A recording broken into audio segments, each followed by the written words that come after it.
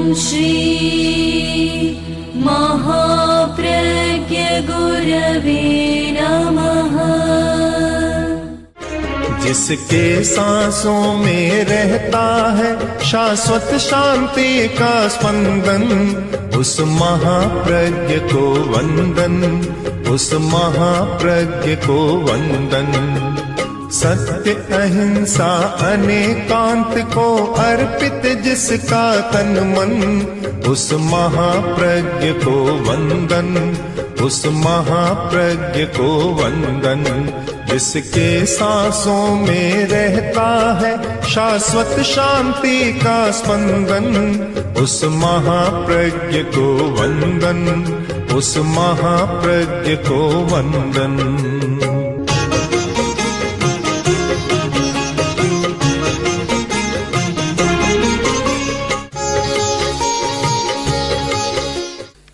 संस्कृत में एक बहुत सुंदर कल्पना की गई कि जलस्य बन्धिना वैरम विधात्रा परिकल्पितम सुपात्रम यदि मध्यस्थम नृणाम भोगाय कल्पते।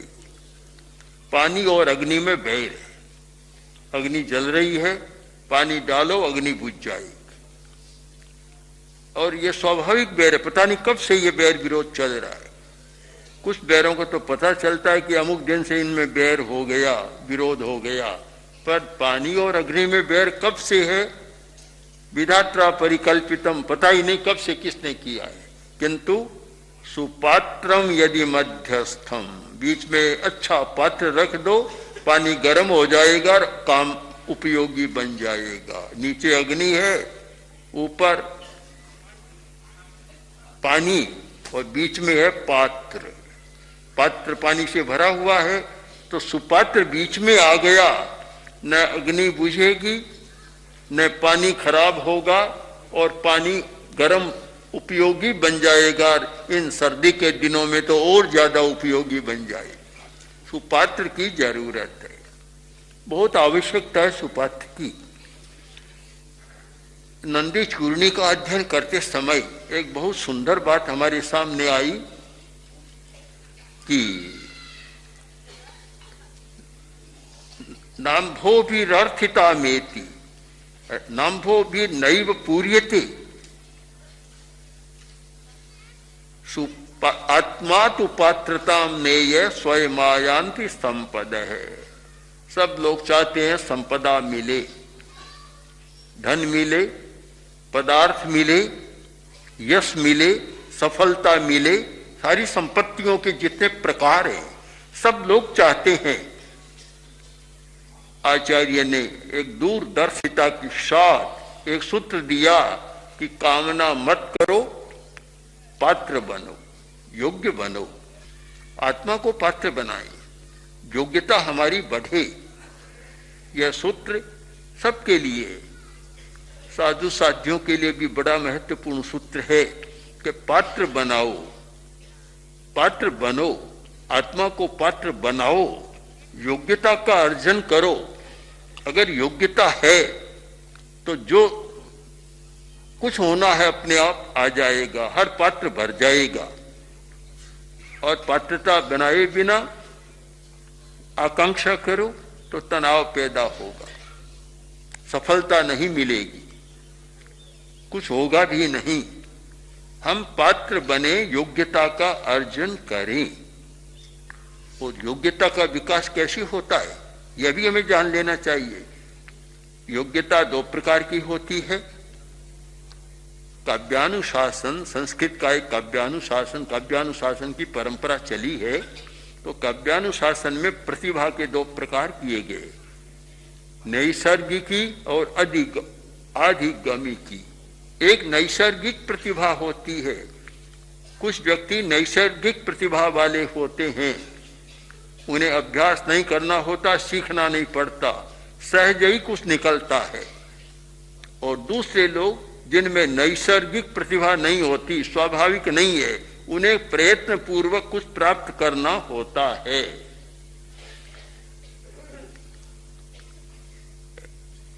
पात्रता में भी यही बात है। कुछ योग जन्म से होते हैं, उनकी योग्यता बचपन से होती है। और सहज ही हर बात में योग्य होते हैं। और कुछ व्यक्ति ऐसे हैं योग्यता का विकास कर सकते हैं।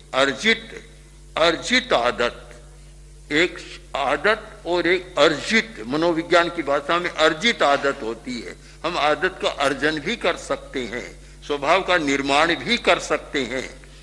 तो स्वाभाविक योग्यता तो बहुत कम लोग होते हैं, भाग्यशाली विरल ऐसे लोग होते हैं जो योग्यता को लेकर ही जन्मते हैं।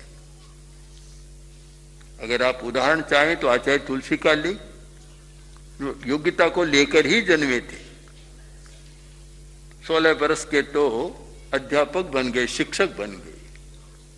मैं 10 वर्ष का था, वे 16 के थे और मेरे शिक्षक बन गए, और भी अनेक साधुओं के शिक्षक बन गए। अब 16 वर्ष का शिक्षक बन जाए तो आश्चर्य की बात है। और 22 वर्ष का व्यक्ति, युवक, इतने बड़े धर्म संघ का अध्यक्ष, नेतृत्व करने वाला आचार्य बन जाए, कल्पना से परे की बात है। 22 वर्ष तक तो कुछ होता ही नहीं है जैसे। पर योग्यता नैसर्गिक थी। तो ऐसी नैसर्गिक योग्यता वाले लोग भी मिलते हैं, किंतु बहुत विरल व्यक्ति।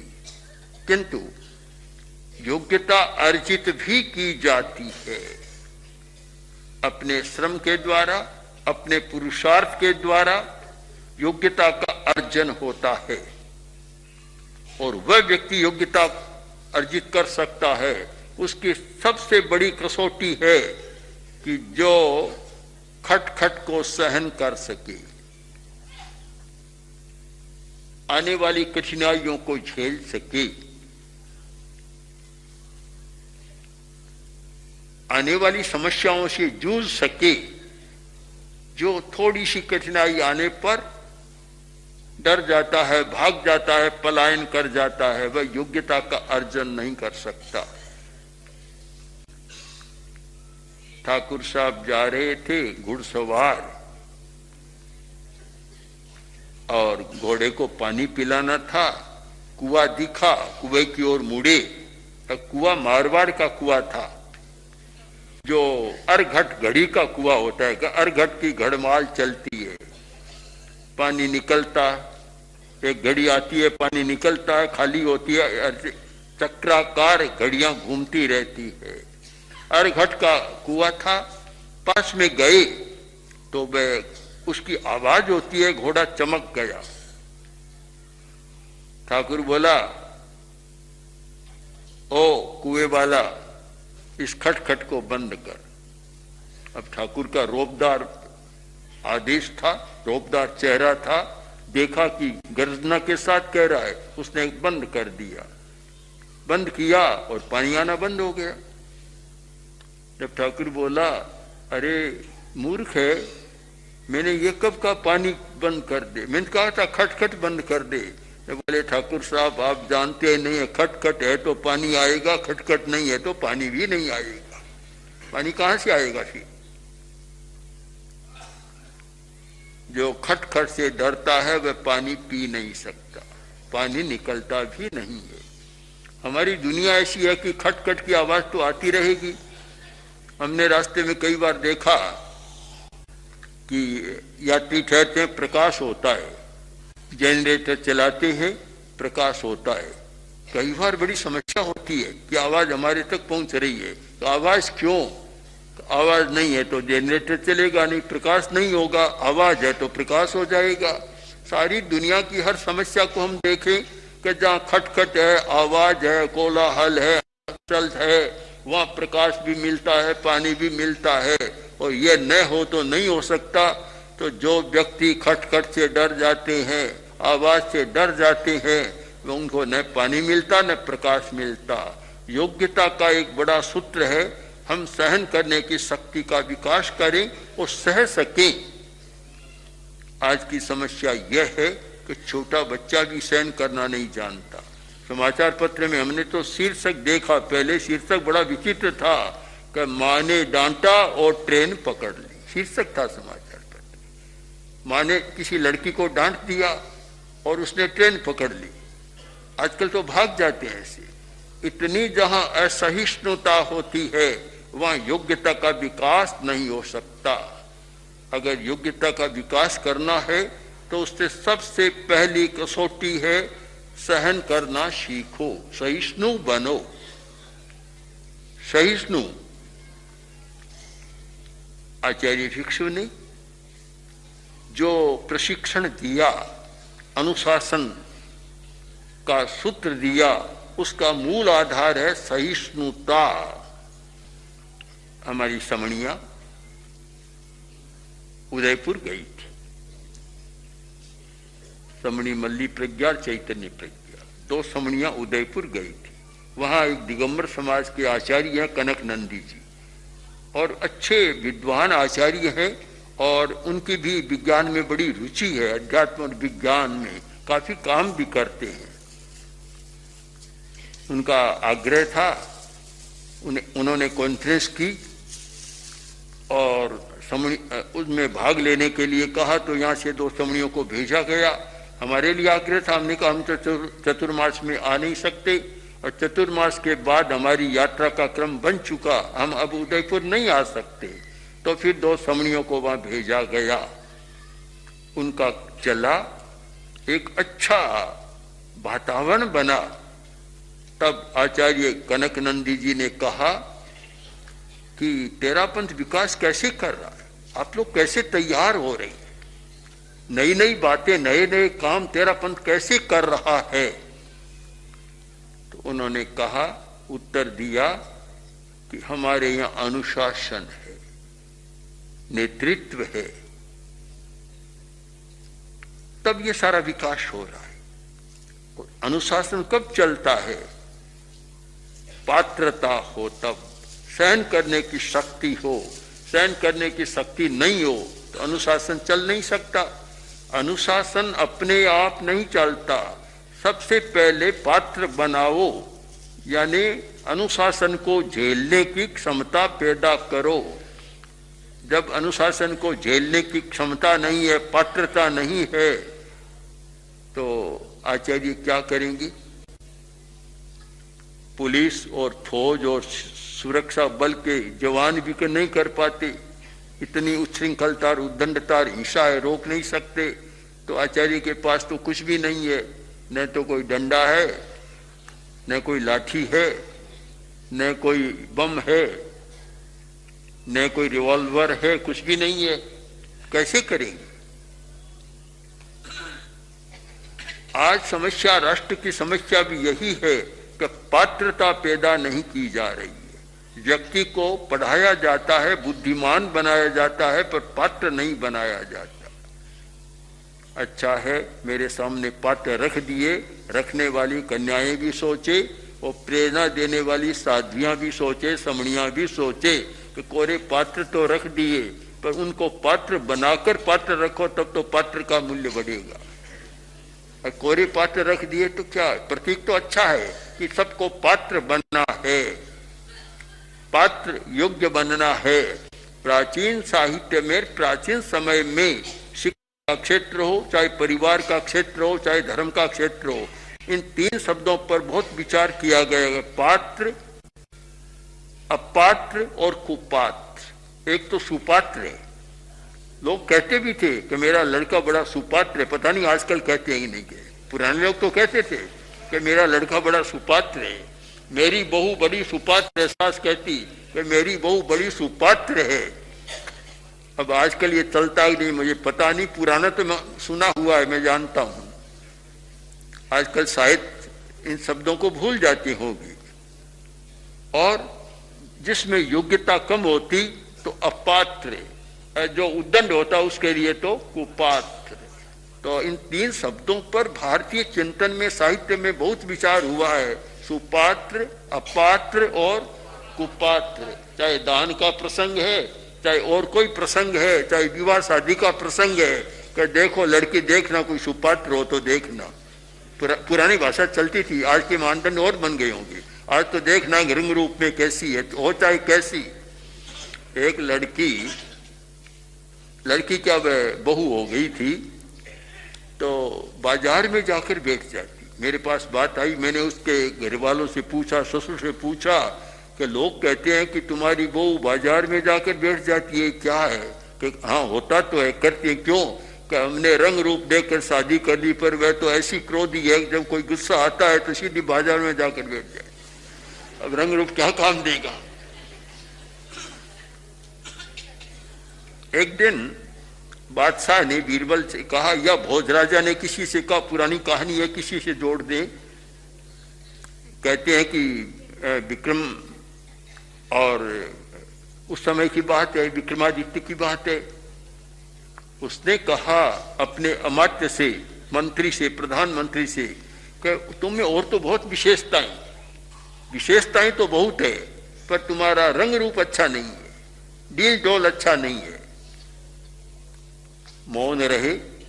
मंत्री बड़े बुद्धिमान होते हैं, और जो बुद्धिमान होते हैं वही मंत्री बनते। आजकल की बात नहीं कह रहा हूं, प्राचीन काल में जो मंत्री नियुक्त होते थे उनकी बात कह रहा हूं। तो बड़े बुद्धिमान होते हैं। जब कहा कि रंग रूप अच्छा नहीं है, उसने कहा महाराज ठीक है, कोई बात नहीं। गर्मी का मौसम था, गहरी गर्मी, और दोपहर में पानी लाना था। तो मंत्री ने अपने कर्मचारियों से कहा कि आज पानी लाना, एक तो सोने के पात्र में लाना, एक मिट्टी के पात्र में लाना, रख देना पहले से। पानी लाए, राजा को पानी पिलाना था।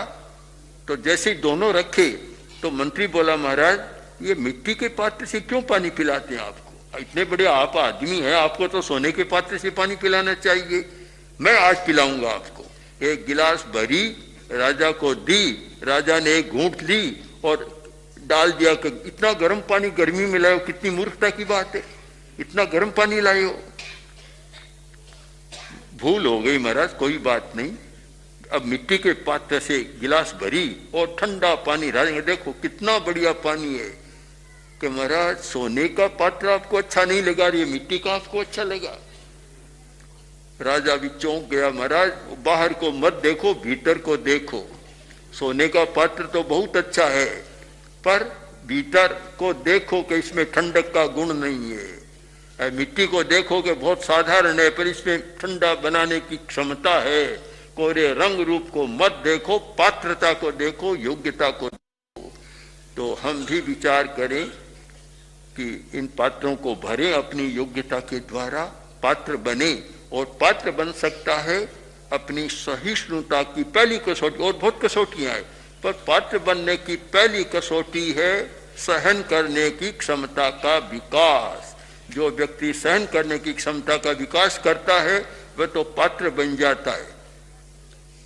मैंने भी सहा है, मुनि तुलसी जो मेरे शिक्षक कभी खड़ा कर देते, बात नहीं करने देते, और कभी कभी कान भी खींचते।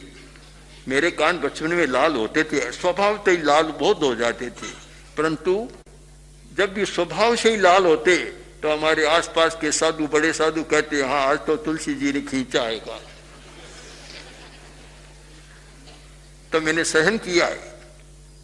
मैं मानता हूं कि सहन करना बहुत बड़ी बात है, कठिनाई तो लगती है, होती है, पर सहन किए बिना कोई योग्यता का विकास कर नहीं सकता।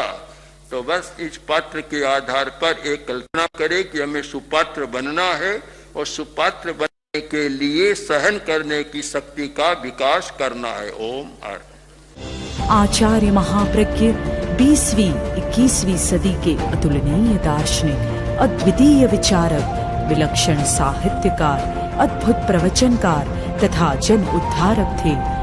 उनके सृजनशील चिंतन कल्याणी वाणी ने प्रत्येक व्यक्ति के हृदय में एक स्थान बनाया। सरल भाषा में जीवन की सच्चाइयों को छूने वाले उनके विचार श्रोता व पाठक के हृदय में उतरकर आत्मनिरीक्षण, स्वदोष दर्शन व आत्म परिष्कार की भावना जागृत करते हैं। उनका समग्र साहित्य अब आ रहा है महाप्रज्ञ वाङ्मय के रूप में। 121 पुस्तकों की यह नवीन समायोजना